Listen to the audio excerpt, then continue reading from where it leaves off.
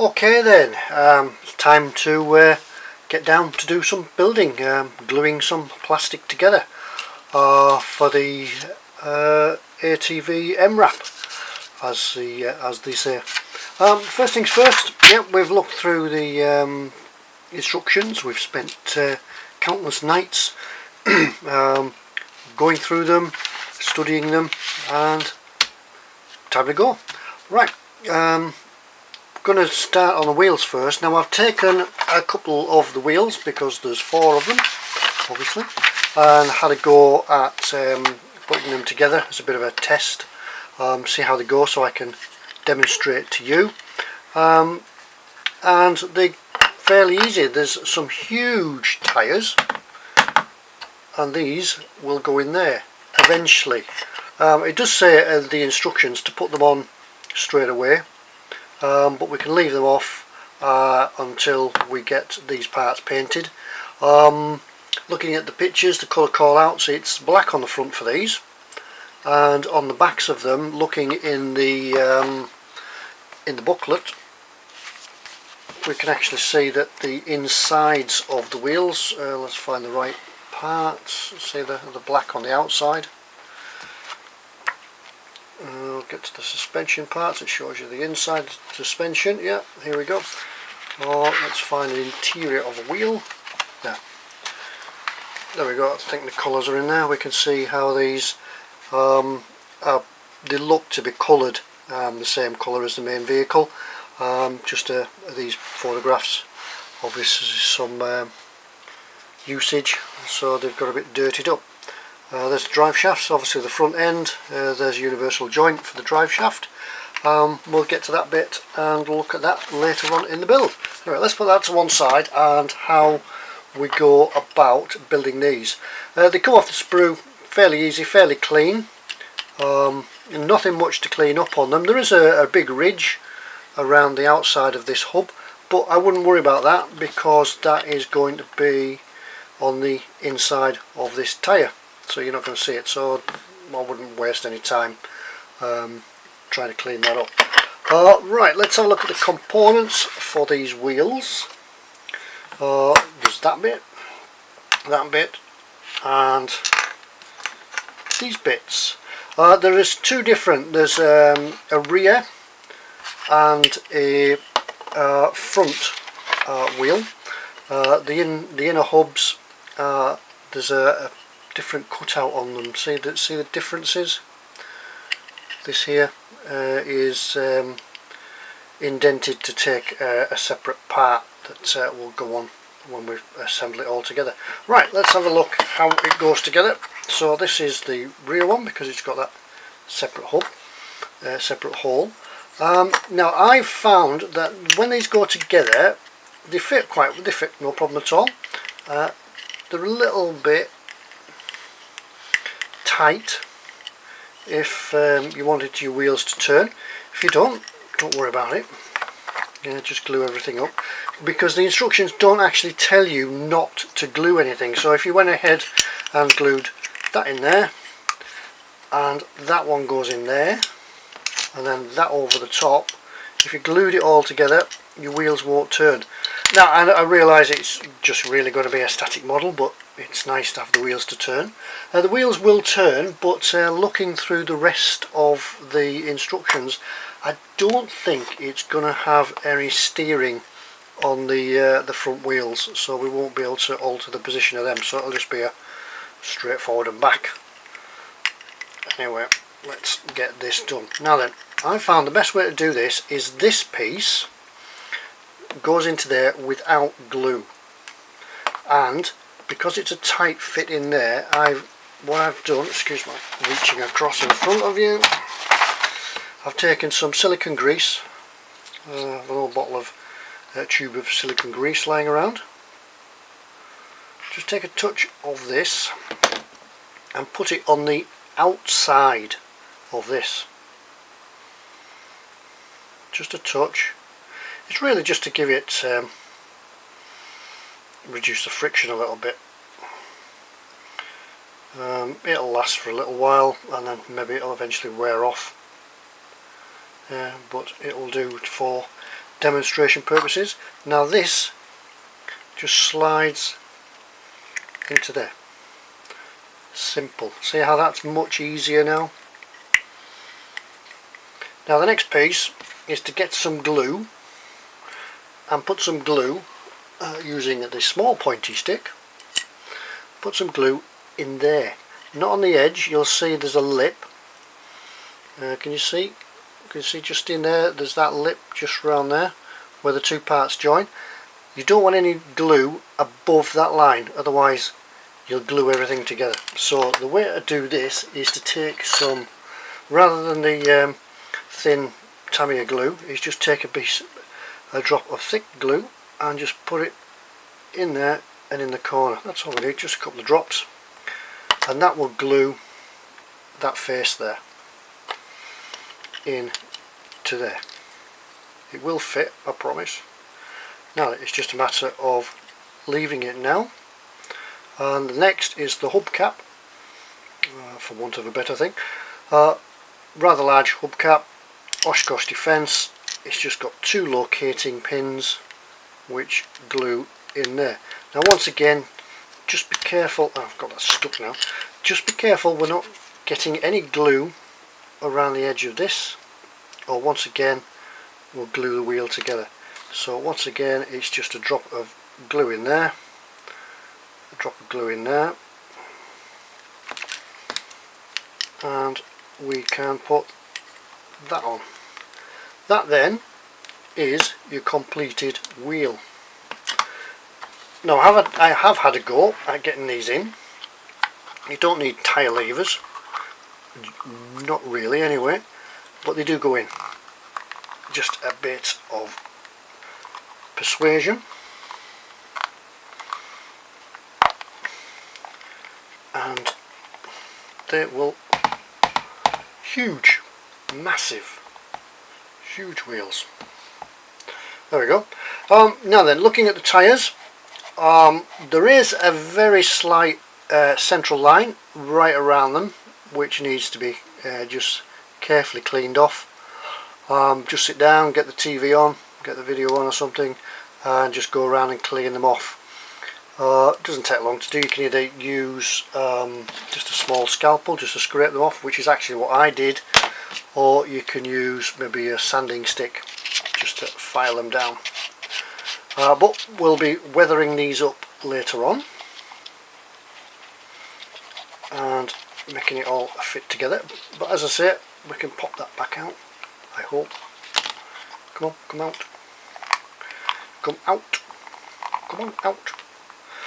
Right, I'll get that to the tyre fitting bay and we'll get that out. Anyway, over to the tyre fitting bay. Alright, right, that's the wheels. First bit done. Now I'll go and drag the chassis out and some of the four-wheel drive sections, and we'll look at putting them together. Alright, see you in a moment.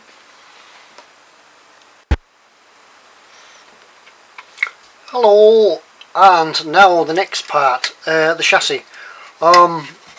This is it, quite a large lump of plastic, as we saw in the introduction video. It's only got a representation of the engine, as we've mentioned, because for some reason Oshkosh won't let Trumpeter have a look under the bonnet. But never mind. This is really simple to get together. There's no parts apart from a little web on the end here. That's the only part to put on to the chassis at the moment. Then we'll build on the transmission on that. There are just, going over with a fine eye, there are just a couple of little marks just to clean up. Probably given that it's underneath the vehicle at the end of the build, you're probably not going to see it anyway, but it's always worth cleaning it up just in case, and because we know we can do it. Right, so let's have a look at the rear end. It's made up of this, which is a couple of parts off the sprues. This went together easily, however it did need a little bit of filling just in a couple of gaps that it didn't quite match. and also a little bit of a clean up of the seams. Going over it, yeah, the seams just needed cleaning off. That's the rear one, and this is the front one. We can tell it's a front by the universal joints on the drive shafts. Once again, some filler in the same sorts of places. Just needed some cleaning up, but it's done now. It doesn't take long to do. Right, let's see how it goes together. Now the instructions tell us to take these parts, this is D5, and this part, which is D2, and to build all this assembly together, it gives us the idea that we build the assembly together, or at least one side of it, put it on the vehicle, and then join it up with the other one. But I did find that these are a little bit tight to get on. It doesn't need cleaning off, because giving it a push, it will click in, and then it will seat itself in there like that. Now remember, we are working upside down on this, so it will come that way up. So make sure you get these parts, they all look the same, but just make sure you're getting the right number to go in the right section, because I do think it will fit. Oh, let's have a try. Let's get the bit, this is the bit from the front.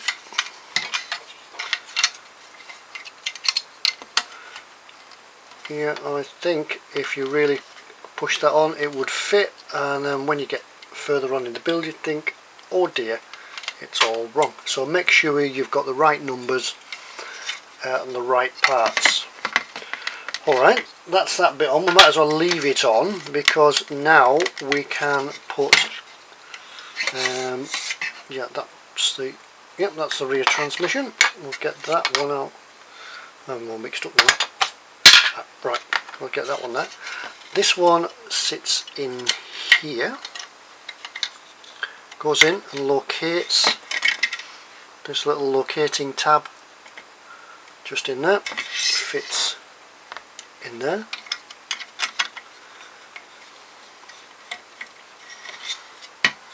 Okay, somehow goes in there. Now we know that this is an all-terrain vehicle. It's all-wheel drive. I'm not sure if it's selective all-wheel drive or it's permanent four-wheel, all-wheel. But I'm sure there's, looking at the size of these differential gearboxes here, I'm sure there's a way of locking the differentials to get this vehicle out of anything. We're just letting that glue go off there. As I say, it's probably easier to build this up in situ rather than try to put, like the instructions tell you to put these pieces in here. One in there and one in there. Now if you were trying to get these bits in, I can't see, one in there and one in there. If you're trying to get these bits in whilst trying to push it on over that piece, it's going to be difficult and you might snap them off, so we might as well build it, or try and build it in situ. So excuse my hands, you can't see it, there we go. Right, that's going to need a little bit of time just to dry off in there, but then we do exactly the same with the front one. No, that's the back one. I'm all mixed up. Hang on, this is number 3, D3, so that's, I'm lost here. That will go up, no, it's D2. Is it D2? Yes, it's D2. It's the wrong way round. There we go. That goes in there. and once it's in and seated, we can put some glue in there, and then I'll more than likely take a little bit of filler just to those gaps. The glue will soften it a little bit and take a bit more of that up, but we don't know what the rest are going to bring, so put that in there, and then the front drive goes in that way around. Yep, make sure that the drive shaft ends here and here, pointing inwards. Looking through these plans, I can't find that there's actually a drive between there and there. I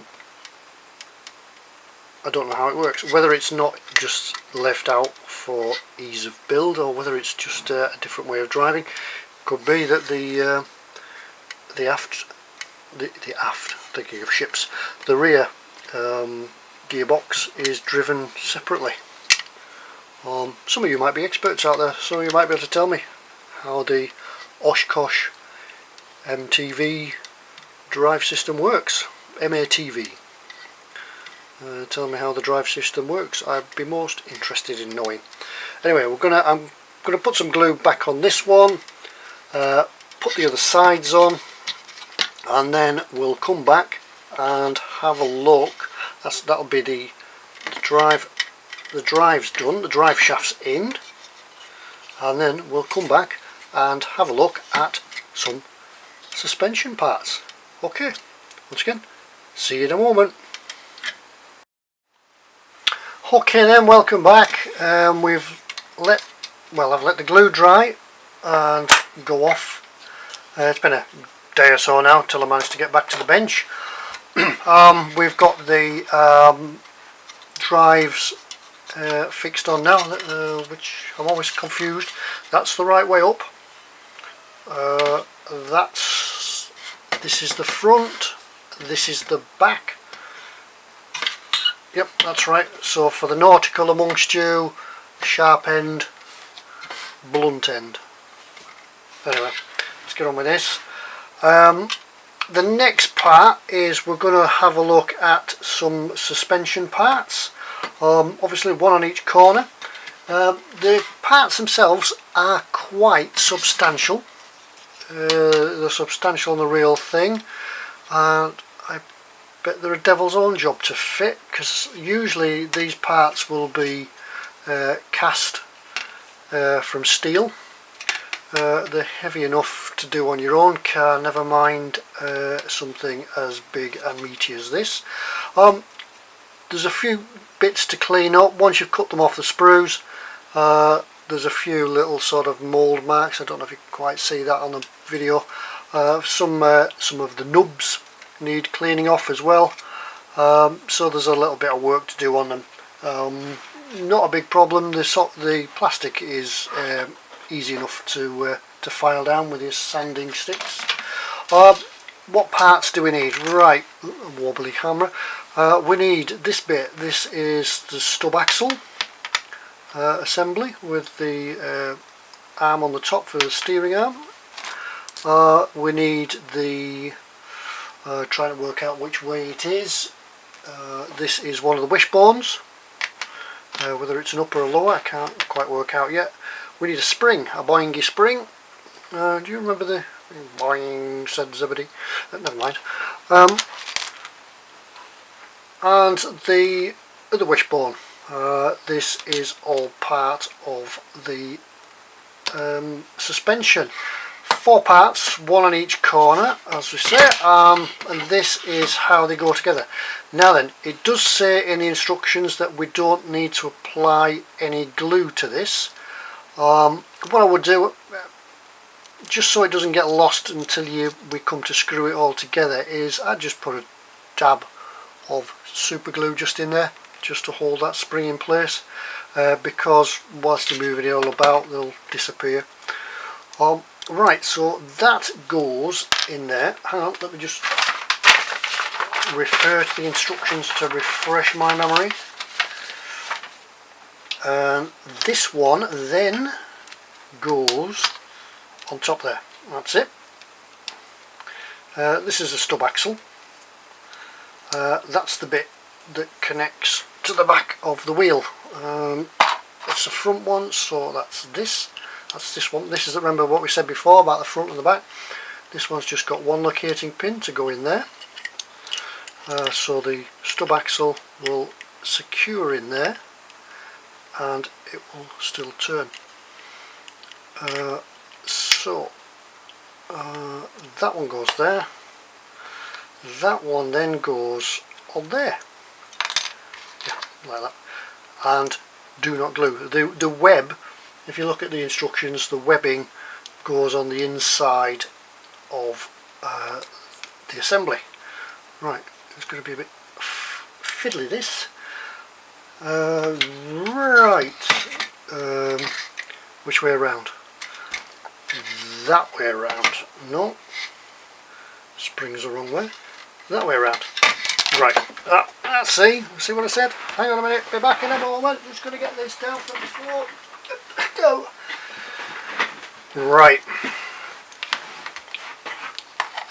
That's that rescue. One thing about this, the parts are so big, the carpet monster's gonna go hungry. Right, let's back to it.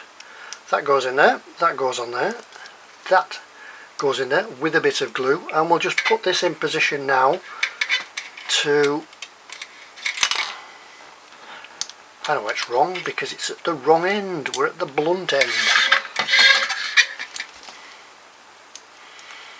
Now I'm only going to fit these in temporary, just to see how they go, because what I'm going to do, I'm going to spray everything first, because there's quite a few parts. We'll get it right in a minute. There's quite a few parts that we're not going to be able to get all the glue to go into, sorry, the paint to get to, so it will be just as easy to there. That's the quickest and easiest I've ever done wishbones on a vehicle. Right, then we take the metal rods that are supplied in the kit, and these locate in there like that. Oops, oh well, get them out after. Then the next one, we get another one, and that goes into there,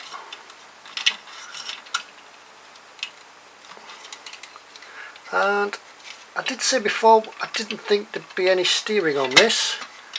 There's not a lot. That's about the limit of your travel on your wheels.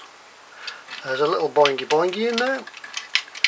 I think generally this is just a representation of the suspension on this vehicle, and because I think it's ready to be motorized, and without the motor, without these bits being solid. If these knuckle joints and all that were loose and free, we'd get some travel on there, but that's about it. So I think it's a general representation of underneath. We're not going to see that much underneath because we'll have the huge wheels that would go on there to hide most of that. But the vehicle does stand quite high, so we're going to see some of the front and the back. We're going to see that from underneath as it stood on the bench, but unless you're lifting it up and having a look underneath, just slap anybody's hands that goes to do that, we won't let them see. However, we will look at sort of the front and backs, giving it a bit more detail, see if we can put some hydraulic pipes and things on which are missing from the kit, well, from the detail, but it's a touch of extra detail we can go in. Anyway, that's how it goes on. So it's an independent suspension, a TAC 4 apparently they call it. The wheels are 40.6 centimetre. No, it's got a wheel travel of 40.6 centimetre. I was going to think it's a small wheel. 40.6 centimetre wheel travel, and the vehicle, reading from the literature, is designed to be used 30% on improved roads and 70% off-road, and it's designed to give more stability and user comfort. So that's the tack for suspension. Right, I've got 3 more of these to do. 3 more springs probably to collect off the floor, but as I say, I'm not going to. We can just temporarily fit them, and then we'll take it all apart, whiz it across to the spray booth, and take it from there. Put some paint on and see it. Colours, yep, underneath is exactly the same as the top. It's the MIG Ammo 012. No, it's not. It's Ammo MIG 025 for US modern vehicles. It's going to be all over this, so make sure you got plenty of it. Anyway, I'm going to build the rest of the suspension, whack some undercoat on it, some primer, see if there's any bits that want touching up, any nubs or anything that want taking off, and be back in a minute and we'll have a look at it. Okay, see you in a moment then. Okay then, welcome back from the spray booth. We've got all the suspension parts all sprayed up, as we've also done the chassis as well. Give the outer CV joints a coat of colour, the bellows anyway, the rubber covers. I've also put on this little bit on the end here. Now then, the technically minded amongst you might be able to tell me what the system is that drives this vehicle, because I have a feeling that this piece here is an independent drive for the rear axle. There's a prop shaft that drives the transmission here, and because I can't find a link between this gearbox here and the gearbox at the front. Normally on a 4-wheel drive vehicle you'll find a prop shaft that will go between the two. It doesn't seem to be one on this, so it's probably some new technology that drives the rear drive system independently. Right, that's about all we've done. I did find though that there was a little bit of a fit issue on this when it was all clamped around this cross member here in the chassis. It did leave a little bit of a gap that wouldn't close up despite squeezing and pushing.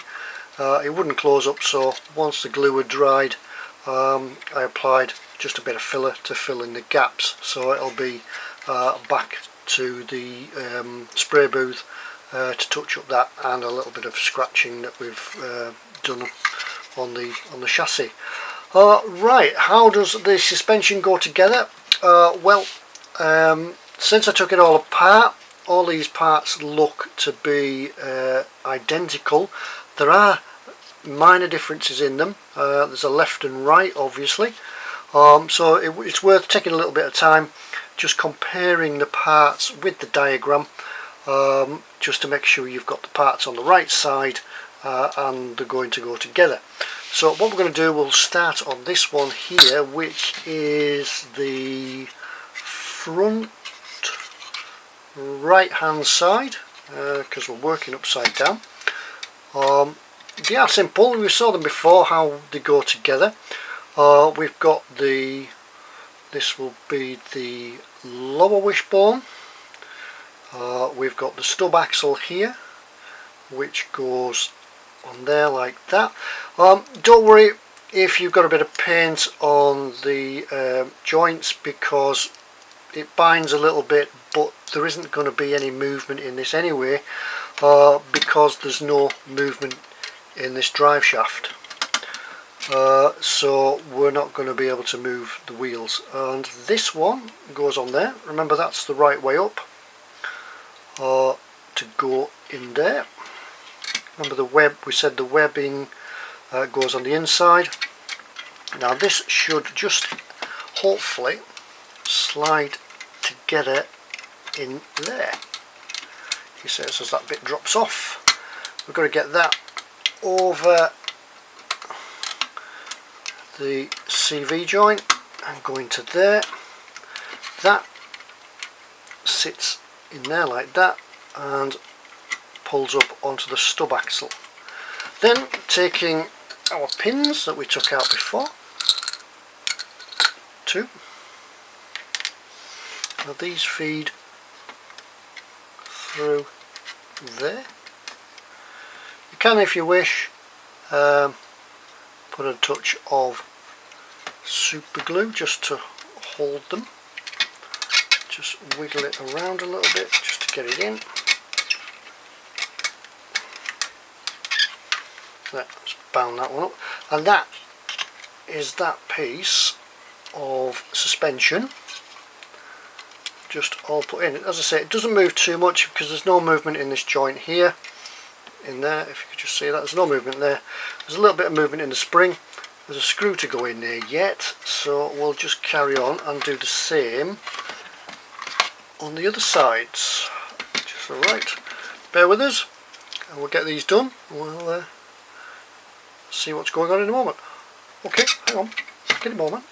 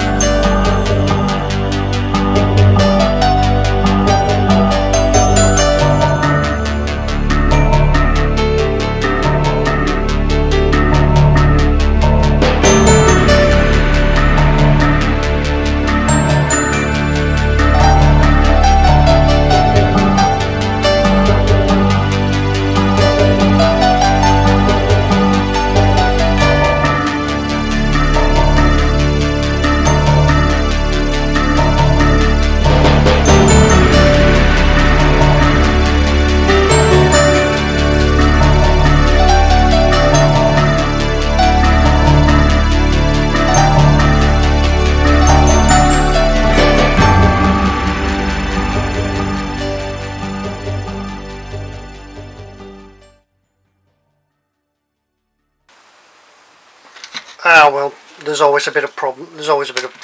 They can't seem to get that one in. I think it's just probably gunged up with paint. But that's basically the suspension done now. Just need to take the 4 screws that are provided in the kit, self-tappers, and these will just screw into the top. In the kit it's the larger of the 4 screws. They seem to have an integrated washer on them just to hold the suspension in. These won't be seen when the top goes on, just to hold it all together. You can, if you wish, apply a little bit of glue to the joints, but personally I don't think it's going to need it. It's not going to go anywhere.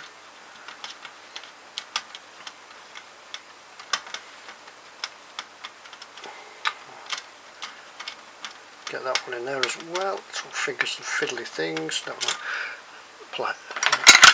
tweezers.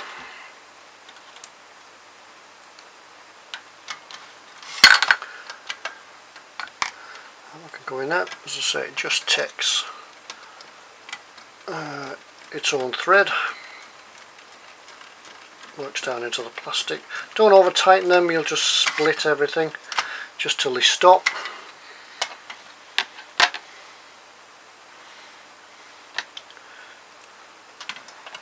And that's that one gone in.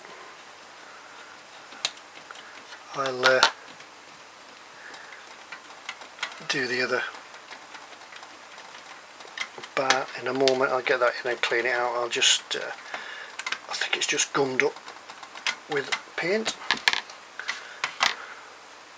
So the last one for this bit.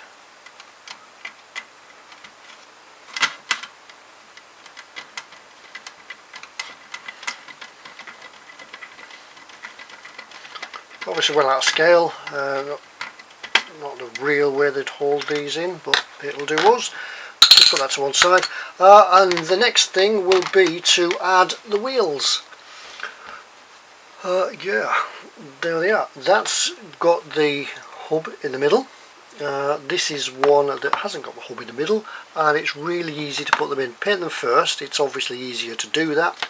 And then I found a nice way to put them in was like to put them in sideways and then just spin it without pushing it all the way through the back and firing at yourself. Yep. Right. There it goes. It does go in. It goes in fairly easy. Don't need tyre levers or a nip down to the tyre fitting shop. And there we go. As you see, there's two colours I mentioned before. It's the sand colour on the back and black on the front, and it just fits in there quite well. You could maybe, if you think about it, if it wasn't really fitting, just a touch of super glue just to hold it in place as you go around. And then these attach to the stub axles. That's which way around is it? That's the front again. So this one, remember, it's got the two holes that goes at the back because it'll have an air brake system in there. That attaches in there like that and lines up and glues in. So that's that one. I'll just put them on for now. I haven't glued them in yet. Probably all fall apart.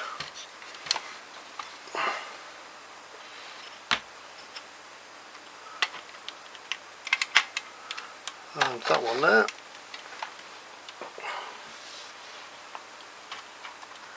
And no, I've put it on the wrong end. Have I? No, I'm right. Yes, I'm wrong. Hang on, wobbly camera as well. Right, that's the rear wheel, as I've just told you. I'm not listening to myself. That goes on there. And the two front wheels.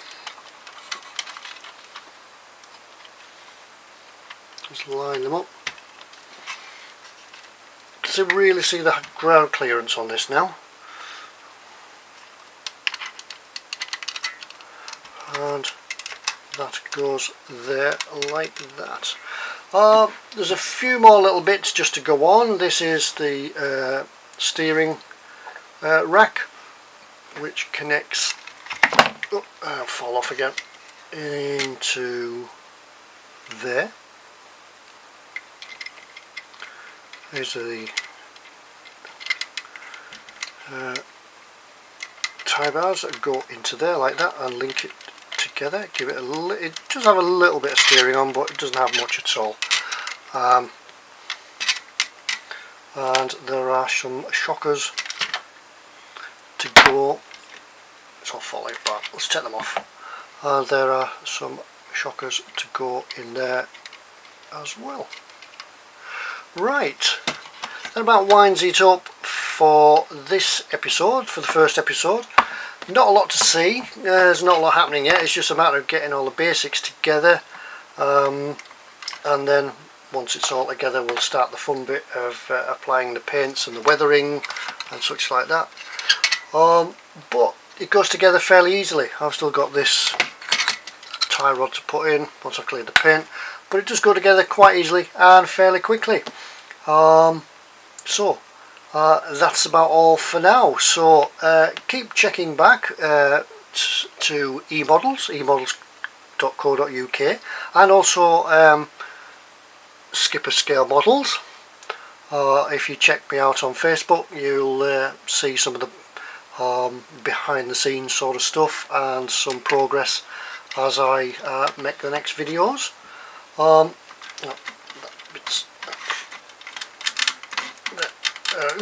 Sorry, yeah, I'm just trying to get something sorted here. There we go. Anyway, yeah, so keep checking back and look out for us. Look out for us for the next video. But thanks for watching, and we'll see you next time. Bye now.